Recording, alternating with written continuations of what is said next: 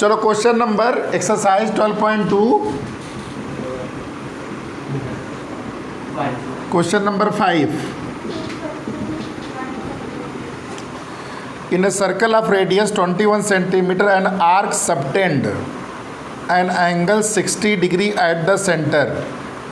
An arc बोल रहा है, तो मतलब आर्क का मतलब क्या हुआ, जैसे तुम्हारा एक सर्कल है ये, ठीक है, ये मैंने डॉटेड बना दिया है. जो आर्क है मान लो ये तुम्हारा यहाँ से यहाँ तक मान लो आर्क है, ये यहाँ से यहाँ तक, ठीक है. ये आर्क मान लो ए बी है आपका. ये आर्क सेंटर पे सबटेंड कर रहा है. सबटेंड का मतलब ये होता है कितना एंगल, 60 डिग्री. ठीक है. अब क्या क्या पूछ रहा है इसमें, लेंथ ऑफ एन आर्क, ए से बी तक की, ये ए बी जो आर्क है, ए बी जो आर्क है, ठीक है, इसकी लेंथ पूछ रहा है. कैसे निकलेगा ये, theta upon 360 into 2 pi R. R की वैल्यू दिया है आपको क्वेश्चन में 21 सेंटीमीटर. ठीक है. और थीटा आपको निकली गया है 60 डिग्री. तो ये पहला हो गया आपका फर्स्ट पार्ट. ठीक है. सेकंड में क्या दिया है, area of sector formed by the arc. ठीक है. तो इसका एरिया ऑफ सेक्टर, हाँ बोलो, हाँ एक बार याद कराए थे आप लोग को. तो theta upon 360 pi R square. तो क्या आंसर है बताओ, पहले का आंसर कितना है, 22 बस सेंटीमीटर. इसका बताओ जरा, 231. किसी का ना है तो बताओ. ठीक है. नहीं यार तो सॉल्व करो, दे तो दिए फॉर्मूला. थीटा की जगह 60 रखो, 22. एरिया ऑफ सेक्टर मतलब इसके एरिया सेकंड पार्ट में. ठीक है. सेकंड पार्ट में एरिया ऑफ सेक्टर बोला गया है. Area of segment formed by the corresponding chord. Segment का मतलब ये वाला पार्ट.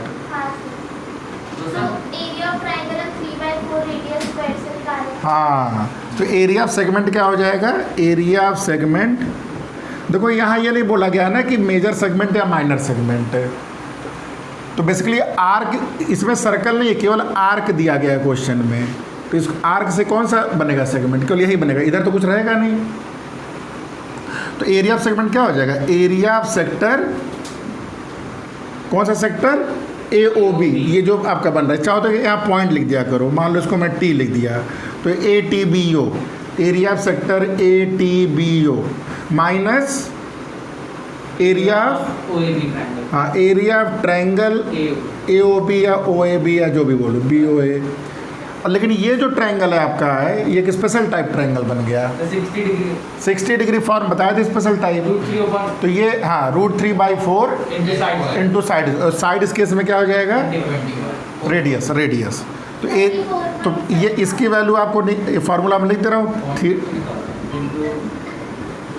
ठीक है. ये आपका हो गया theta upon 360 into pi square, और माइनस क्या हो जाएगा आपका ये √3/4 साइड का स्क्वायर, मतलब रेडियस का स्क्वायर.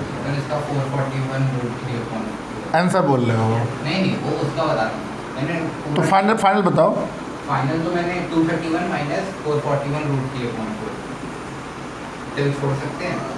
फिर से बोलो कितना, 231 माइनस 441 √3/, हाँ छोड़ सकते हो. आगे निकल नहीं रहा. 3 तो 5 √3. ठीक है, कोई दिक्कत नहीं. ऑब्जेक्टिव आएगा तो तुम्हें देखना पड़ेगा कौन सा ऑप्शन मैच कर रहा है. ठीक है. पॉइंट में निकाल लिया क्या तुमने, पॉइंट में क्यों कर रहे हो बार बार, पॉइंट मत करो. नहीं ये देखो, ये रैशनल पार्ट है, इरेशनल पार्ट है. तो अनलेस √3 की वैल्यू क्वेश्चन में दी रहे ना, इसको सॉल्व करने की ज़रूरत नहीं है आपको. अगर √3 क्वेश्चन में बोल दिया कि 1.73 या 1.7 जो भी दिया, तब वैल्यू रखिए. नहीं तो अननेसेसरी टाइम वेस्ट मत करिए यहाँ पे आके. गलत नहीं होगा. हाँ मतलब ऑप्शन तुम्हें देखना पड़ेगा ना, ऑप्शन कैसा दिया है. वैसे यहाँ पे छोड़ने पे मार्क्स नहीं कटेगा, कहने का मतलब आपसे. डेसिमल में अगर दिया है √3 की वैल्यू तब तो निकालो, नहीं दिया तो कैसे निकालोगे. सब्जेक्टिव में छोड़ सकते हो, ऑब्जेक्टिव आगे सर कितना आता है इसमें एडिशन कैसे लेते हैं जब रूल है? क्या दिक्कत है बताओ। नीचे नीचे ये 1 है, नीचे 1 है, अच्छा आप 4 का 4 ही रहेगा। ठीक है। चलो अगला देखो, चलो क्वेश्चन 6 देखो। डेंगू बहुत खतरनाक बीमारी है, ठीक है, मुझे हो चुका है 2 साल पहले। Chord of circle of radius दिया है, ठीक है, सर्कल का रेडियस दिया गया है, कॉर्ड जो कि सबटेंड कर रही है 60 degree at the centre, find the area of corresponding minor and major segment. Conceptually देख लो, कोई दिक्कत है इसमें, नहीं तो फिर आगे बढ़ेगा, कोई बहुत क्वेश्चन करना है हमको। कैलकुलेशन तो कर लेना तुम लोग, कॉन्सेप्चुअली समझ में आ रहा है क्या है। थीटा अभी भी 60 डिग्री दे रहा है, ठीक है, तो आपको वही फार्मूला लगने वाला है सेगमेंट का कि area of sector minus area of triangle, और ट्रायंगल इक्विलैटरल। और मेजर सेगमेंट में के लिए क्या करोगे, बड़ा वाला निकालेंगे छोटे वाले से माइनस। हाँ, पूरे सर्कल का एरिया से माइनस कर दो सेगमेंट का एरिया, सर 7 सारा आउट ऑफ ठीक है। 7th कर लें, आउट ऑफ 6th हो जाएगा ना सबका, सिंपल है, सेम कॉन्सेप्ट। यस सर वो क्या बोले था इसका भी निकालेंगे किसका? इसका मेजर का। भाई माइनर अगर निकल गया, हाँ सर्कल का निकाल सकते हो एरिया। हाँ अगर मैंने बोला इसका एरिया आपने निकाल लिया, तो बाकी बचे वाले पोर्शन का एरिया कितना होगा, सर्कल के माइनस से कर दो इसको माइनस। क्लियर? 7 हो गया। Sir 7 out of 7 out of 7 हाँ 120 है। अभी लिखा थोड़ी ना होगा। क्या ऐसे दिया 120 आउट ऑफ सिलेबस है? हाँ सर, ऐसे लिखा गया है क्या? है आपने तो बताया था 100 वो यूनिवर्सल वाला है। सर ये लिखा है कि 60 और 90 आएगा। ऐसे लिखा है, डॉक्यूमेंट खोलो मैं। तो छोड़ दे, आगे बढ़े। हाँ चलो कोई नहीं, क्वेश्चन 7 छोड़ रहा है, ठीक है। सर चलो आप करवा दो। हाँ आप करवा दो। मैं करा तो 1 मिनट लगेगा नहीं मुझे, सर लंबा था कुछ नहीं लंबा जाएगा, 1 सेकंड। वैसे याद करके क्या रखी है। ठीक है, इसमें देखो क्या बोला है कि chord of circle of radius 12 centimetre subtend 120 degree. Simple है ना, इसलिए बोल रहे हैं। देखो बोर्ड में ज़रूरी नहीं कि सारे क्वेश्चन ऐसे आए जो आपके एनसीईआरटी को, कुछ क्वेश्चन आउट ऑफ एनसीईआरटी भी आते हैं, ठीक है। तो थोड़ा दिमाग अगर ओपन रहेगा शुरू से, तो आप इसको कर सकते हो। और इसमें क्या है, इस क्वेश्चन में बस दिक्कत ये लगती है बच्चों को, थोड़ी सी ट्रिग्नोमेट्री आने लगती है। ट्रिग्नोमेट्री भूल जाओ अभी तुम लोग फिलहाल के लिए। अभी बस ध्यान से समझो क्या बोल रहा है कि कॉर्ड दिया गया है, कॉर्ड मान लेते हैं ए बी है, जो कि सेंटर पे एंगल 120 सबटेंड कर रहा है। क्लियर है यहाँ तक? ठीक है। Find the area of corresponding segment of circle, मतलब आपको अगर मैं इसका 80, तो तुम्हें ये ATB जो आपका ये जो पोर्शन है इसका एरिया निकालना है। तो कॉन्सेप्ट क्या बोल रहा है कि मुझे सेक्टर का एरिया निकालना है। क्लियर है? सेक्टर का एरिया निकालने में कोई दिक्कत किसी को? थीटा आपको दिया है 120, तो सेक्टर AOBPT का एरिया निकल जाएगा, इसमें कोई दिक्कत नहीं। माइनस क्या करना पड़ेगा? ट्रायंगल का एरिया। ट्रायंगल का एरिया कैसे निकालेंगे? अब यहाँ 120 डिग्री दिया, तो हम लोग क्या करेंगे, यहाँ पे ध्यान से देखो, यहाँ पे नीचे एक परपेंडिकुलर ड्रॉ कर देंगे, ये 90, ठीक है। अब ये आपका रेडियस दिया गया है, कितना रेडियस है ये? 15, ठीक है। तो ये रेडियस मान लेते हैं 15 है, ठीक है। A और B इक्वल है 15 रेडियस। अच्छा ये डिस्टेंस बोल रहे हो, तो फिर आइसोसेलेस बनेगा। तो आइसोसेलेस ही बनेगा। क्लियर है, सही बोल रही हो। 180 माइनस 120 अपॉन 2। सर वो कह रही है 60 दोनों के एंगल आ जाए। ना 60 कहाँ, ये 60 नहीं सर, वो A और B की बात। कैसे? 30 आएंगे ना, हाँ मतलब 30।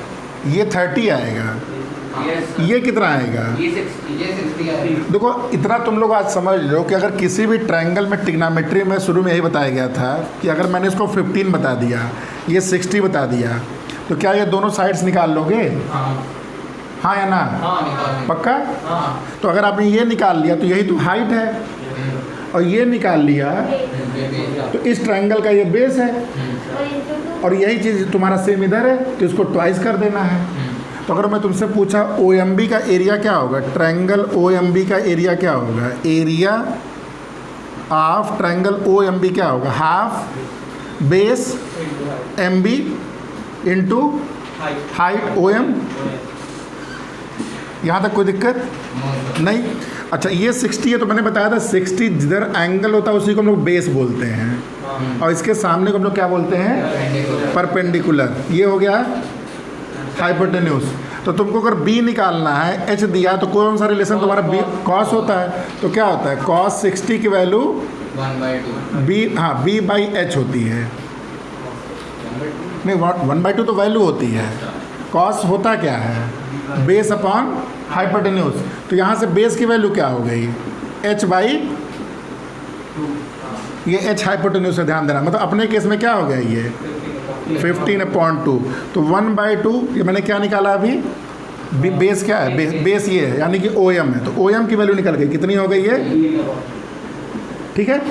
अच्छा जरा बताओ ये पी की वैल्यू कितनी होगी, साइन 60 कितना होगा पी अपॉन एच, ये कितना होता है √3/2। तो पी की वैल्यू कितनी होगी √3/2 इंटू 15 एच। तो यहाँ लिख दिया मैंने √3/2 इंटू, cos 60 दिया, उसके बाद आपने क्या किया? कॉस 60 क्या होता है बेस अपॉन हाइपोटेन्यूज होता है, Yes sir. और cos 60 की वैल्यू 1/2 होती है, तो 1/2 is equal to b by h. यहाँ से b की वैल्यू आ गई h/2। Okay sir. हाइपोटेन्यूज 15 दिया है तो बेस की वैल्यू, ये बेस है यानी कि ओ एम बेस है, ओ एम की वैल्यू मैंने 15/2। यहाँ तो कोई दिक्कत नहीं। उसके बाद हमने एम बी निकालने की कोशिश किया, ये तुम लोगों ने बोला कि सर साइन होगा, साइन 60 पी अपॉन एच, और साइन 60 कितना होता है √3/2, तो p by H is equal to √3/2, तो p कितना हो गया √3/2 इंटू एच, और p क्या चीज़ है आपका एम बी है, तो p हो गया √3/2 इंटू एच, और h की वैल्यू 15। आपने देखो area of O M B निकाल लिया, कितना आ गया बताओ जरा, सर 225 √3 हाँ 225 √3/6, 6 हाँ sir 2 into 2 into 2 8 sorry 8 centimetre square. ये ओ एम बी का एरिया है, तो पूरे का एरिया क्या हो जाएगा, हाँ नीचे का वो नहीं दिखता। OMB का अब ठीक है। नहीं होगी Yes. तो ट्रायंगल ओ ए बी का एरिया क्या होगा, ट्रायंगल ओ ए बी का एरिया, हाँ area of triangle twice of triangle of area O M B, twice into 225 √3/8, तो 225 √3/4 सेंटीमीटर स्क्वायर। ठीक है, area of segment, area of sector minus area of triangle O A B. Area of sector कितना होगा 120/360 into πr² minus ये जो आपने निकाला है, ये पूरे को सॉल्व कर लो, ये आंसर आपका हो जाएगा। ठीक है, तो इसमें ऐसा कुछ भी नहीं जो आप लोग नहीं जानते हो, सब कुछ जानते हो फिर भी पता नहीं क्यों हटा देते हैं कोर्स में। ऐसे आप लोग का कंप्लीटिंग द स्क्वायर मेथड हटाए हैं, और 11th 12th में बच्चे बहुत रोते हैं उसके लिए, क्योंकि हर जगह यूज होता है ये। ऐसे ट्रिग्नोमेट्री आपका ट्रायंगल के अंदर यूज हो रहा है, मतलब एरिया ऑफ इसमें यूज हो रहा है, ट्रायंगल में भी यूज हुआ है ट्रिग्नोमेट्री। तो जब भी चैप्टर मिक्सिंग होने लगता है ना, तो आपके यहाँ अभी के कोर्स में बोला जाता है कि टफ है, लेकिन आगे चल के कॉम्पिटिशन में क्या करते हैं ना, केवल चैप्टर मिक्सिंग से ही क्वेश्चन बनते हैं। अब तुम बोलो ये चैप्टर पढ़ लें, इसको छोड़ दें, और जब क्वेश्चन मिक्स करेगा तब क्या करोगे, तो आपको जब तक दोनों चैप्टर अच्छे से ना समझ में आता हो तब तक आप सॉल्व नहीं कर पाओगे। ठीक है, तो जो चूज़ एंड ये वाला जो मेथड होता है ये केवल आपका स्कूल लेवल तक होता है। चलो आगे करते हैं। सर तो मतलब ये वही फॉर्मूला हो गया ना जो आपने बताया, फार्मूला वही है, सब कुछ वही है, बस ये ट्रायंगल का एरिया निकालने का तरीका थोड़ा बदल गया है, वो भी आप जानते हो। ठीक है, कोई नई चीज़ मैंने नहीं बताया इसमें आपको, जो कि एग्जिस्टिंग नॉलेज है उससे किया गया है। सर आपने वहाँ 225 लिखा है। हाँ हाँ हाँ, सेम चीज़, इसी का ट्वाइस हो गया ना। हाँ सर। ठीक है, अगला करें, देखो अगला क्या है।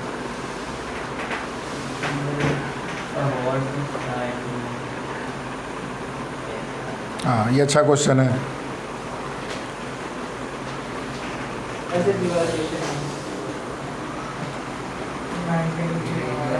लिख लिया कि कर लिया? ठीक है, अब इसमें सोचो हॉर्स है, इसकी खाने की मर्जी, कहीं खाना खा ले जाके, हैं? तो इसमें क्या सॉल्व करना है? एरिया ऑफ सेक्टर और 90 डिग्री होगा। हाँ, तो उसके वो एक रोप से टाइड अप किया गया है ना, एक लॉन्ग रोप है, उसकी लेंथ है 5 मीटर। मतलब रेडियस 5। हाँ, रेडियस इसका 5 मीटर हो गया और स्क्वायर के कॉर्नर में टाई किया गया है। तो यानी कि जो एरिया ग्रेज कर सकता है वो कौन सा एरिया होगा? एरिया माइनस स्क्वायर के माइनस स्क्वायर हाँ। इक्वल टू आएगा। हाँ, तो वो देखने में कैसा होगा? क्वाड्रेंट टाइप होगा, कुछ क्वाड्रेंट होगा। समझ में आ रहा है ये? 9 अब देखो इस क्वेश्चन में क्या दिया है कि एक स्क्वायर दिया है, स्क्वायर की लेंथ कितनी है? 15 से नहीं, मीटर है। हाँ मीटर। सेंटीमीटर में क्या करेगा वो? उससे बड़ा तो उसका मुंह खुलता है। 15 मीटर है ये। ठीक है, 15 मीटर।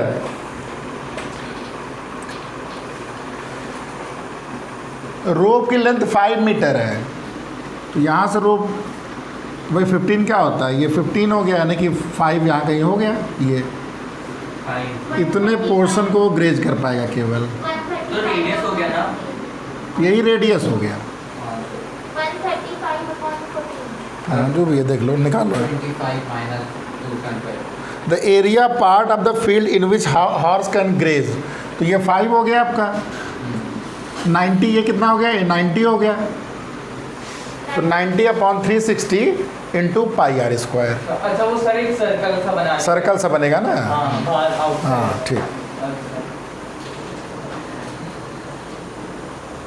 भैया अगर फिगर क्वेश्चन 8 की बनाई गया है। हाँ, क्वेश्चन 8 की फिगर है ये, क्वेश्चन 8 की है।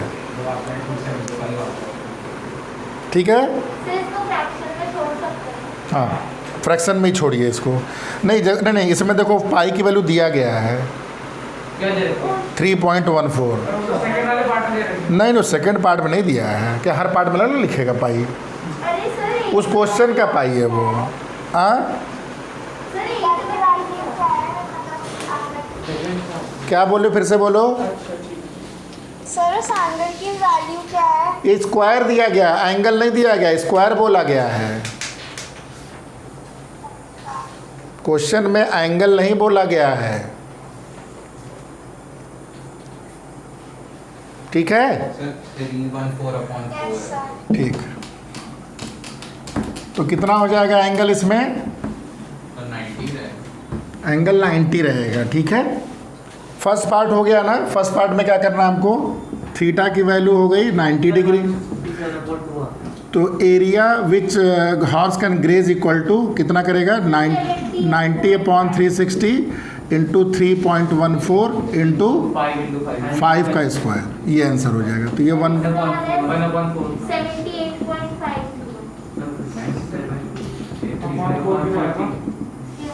कितना है? अच्छा, दूसरा क्या बोला? अगर लेंथ को 5 से बढ़ाकर 10 कर दिया जाए तो इंक्रीज कितना होगा पूछ रहा है। ग्रेजिंग एरिया में इंक्रीज कितना होगा? तो रेडियस अब तुम्हारा ये हो गया, तो इंक्रीज कितना होगा? ये जो पोर्शन है आपका ये इंक्रीज कहलाएगा। सर इसका 58 आ रहा है। तो ये जो भी है निकाल लेना। ठीक है, सेकंड पार्ट में इंक्रीज पूछा गया है। तो बड़े का एरिया माइनस 4। हाँ, तो इंक्रीज के लिए क्या करोगे? आपको 100 हो जाएगा। 90 upon 360 pi into R square minus 90 upon 360 pi into 5 का स्क्वायर। अच्छा हमें वो निकालना है जो एरिया इंक्रीज वर्ड यूज किया गया है। इंक्रीज कितना बढ़ेगा? तो ये 1/4 इंटू पाई तो बाहर हो गया, 3.14 लेंगे ना और पर ये 100 हो गया माइनस 25 हो गया।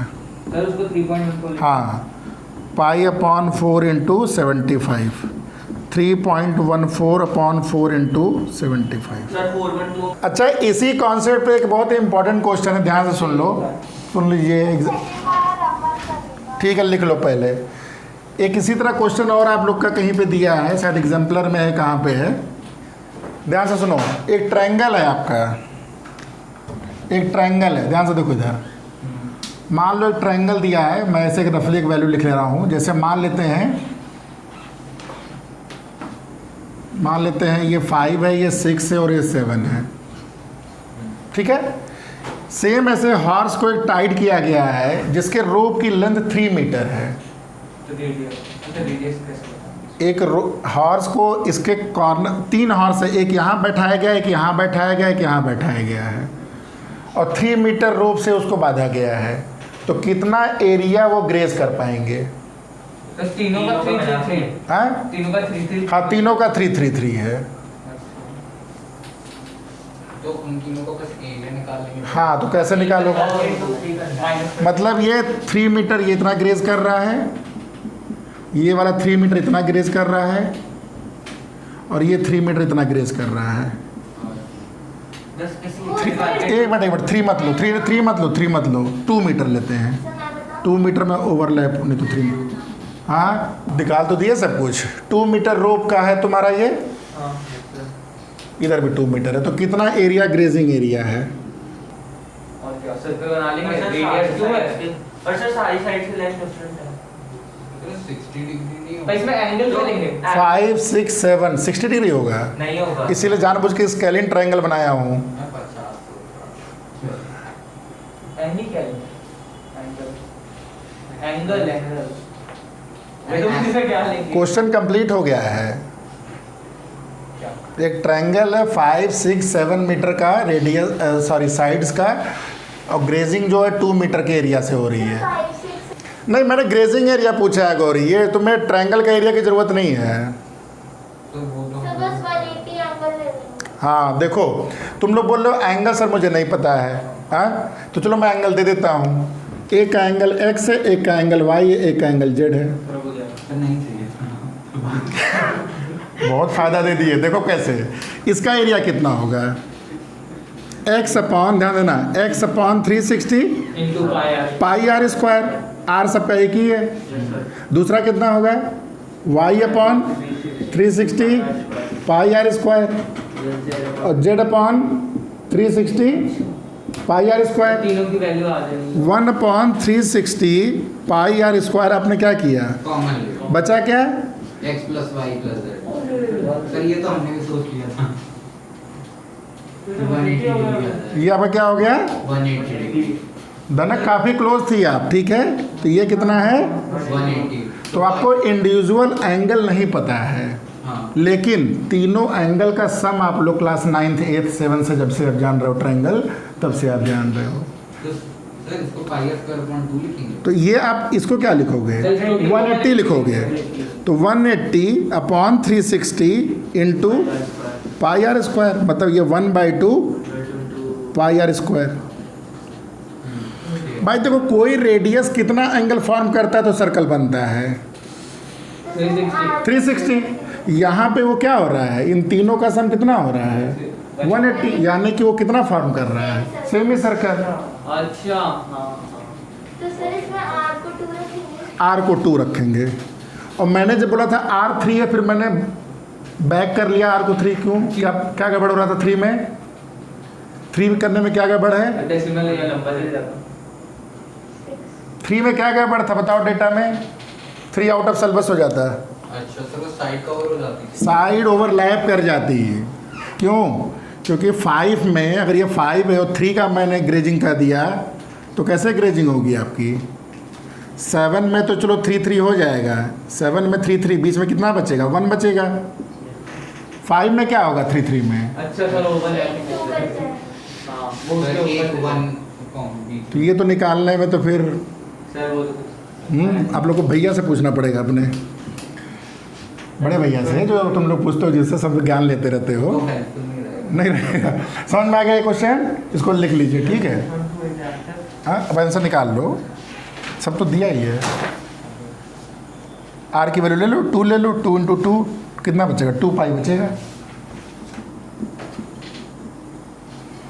Centimetre square. ठीक है, तो ये बहुत इंपॉर्टेंट क्वेश्चन है स्कूल के पॉइंट ऑफ व्यू से आप लोग के, ठीक है। तो अगर नहीं क्लियर होगे तो इस तरह क्वेश्चन में फंस जाओगे एग्जाम में। क्वेश्चन समझ में आया? नहीं सर। तो क्वेश्चन समझ आ गया। फर्स्ट ऑप्शन समझ नहीं आ रहा। फर्स्ट क्या पूछ रहा है? The total length of the silver the total length of the silver wire required. तो सिल्वर वायर लगा कहाँ कहाँ ये बताओ। एक तो सर्कुलर डायमीटर मतलब सर्कुलर इसके पेरीमीटर पे लगा है, 35 into 5. ठीक है। इसको रेडियस मान लेते हैं आर है, आर कितना हो जाएगा 35/2 मिलीमीटर। तो और क्या बोल रहा है कि डायमीटर के क्रॉस सिल्वर जो ब्लैक से दिख रहा है ना यही सिल्वर है समझो। अभी कितने हैं 5 हैं, हाँ 2 सर 10 into 10 equal 10 दिया है ना, तो ये ऐसे करके है, एक ऐसे करके है हाँ और एक ऐसे करके। तो बोल रहा है कि इसका टोटल लेंथ अब जो ब्लैक से दिख रहा है ना, जो पेन दिख रहा है ब्लैक वाला यही सिल्वर समझो है। तो पूछ रहा है इसकी लेंथ टोटल कितनी होगी। तो एक तो तुम्हारा सरकमफ्रेंस हो गया, कितना हो गया ये 5D. पाई डी या 2 पाई आर, और क्या होगा प्लस Plus 35 into 5. आर के टर्म में बोलो टोटल कितने हैं 32/5/2. 35 ना बोलो, आर बोलो, आर के टर्म में कितने हैं ये टोटल 10 है, हाँ 7. 7 है। आपने 8 ड्रॉ किए ना। अच्छा मैंने एडिट ड्रॉ किए, कितने ड्रॉ हैं देखो जरा, 10 एक और है, अच्छा एक खाली बैठा है। 5 अब ठीक है, हाँ ठीक है जो भी है। तो इसका एंगल एंगल से क्या तुम्हें लेंथ चाहिए, लेंथ जो भी चीज़ सेंटर से पास हो रही है उसकी लेंथ कितनी होगी। सरकमफ्रेंस तो हो गया और एक्स्ट्रा प्लस 35/2 into 10 10 आर। 10 को ना देने दो. तो सर आज के आगे तो बताइए। मैंने अलजेब्रिकली लिख दिया, अब आर की वैल्यू पुट करनी है आपको। सर अगर 10 को यूज ना करें 10 बोला गया है ना, तो मुझे नहीं समझा क्या नहीं समझ में आया। क्या लिखना है। 2 पाई आर मतलब ये वाला हो गया सिल्वर का, हाँ और 10 आर का मतलब क्या है, यहाँ से यहाँ तक की लेंथ कितनी होगी, ऐसे कितने हैं टोटल, तो 10 आर। तो 460 आएगा ना। अब जो भी आगे निकाल लो। सेकंड हाँ अब आप बताओ अब 36 सेकंड में क्या बोला गया है, तो area of each sector of ब्रूच। तो टोटल कितने सेक्टर इसमें बने हैं। जब 360 डिवाइड बाय 10 हो जाएगा। हाँ तो एंगल एक कितना हो जाएगा, 36 हाँ तो एक एंगल जो हो जाएगा 360/10 मतलब 36 डिग्री। तो एरिया क्या हो जाएगा, area of sector area of sector हो जाएगा 360 into pi r square. 36/, 360 पाया। ये कितना हो गया 1/10। सर ये एज का आएगा ना। Umbrella has 8 ribs which are equally spaced. Assuming umbrella to be flat circle of radius 45, they find the area of 2 consecutive ribs of umbrella. तो सर एक का एरिया और दूसरे को प्लस कर देंगे। हाँ? दोनों के एरिया को प्लस कर देंगे। सर 8 है. So 360 then 90 डिग्री होंगे each। टोटल 8 है ना, हाँ तो 360 को 8 से डिवाइड कर दो, हाँ तो 90 आएगा। 90 आएगा। 90 कैसा है? 45 आएगा ना।